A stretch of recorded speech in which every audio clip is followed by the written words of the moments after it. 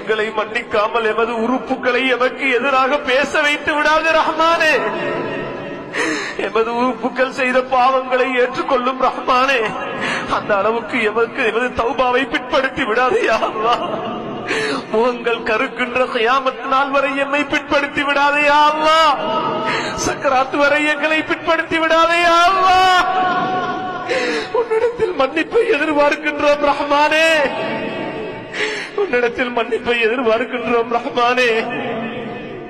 தௌபாவை எங்களுக்கு நசீபாக்கியா அல்லாஹ்.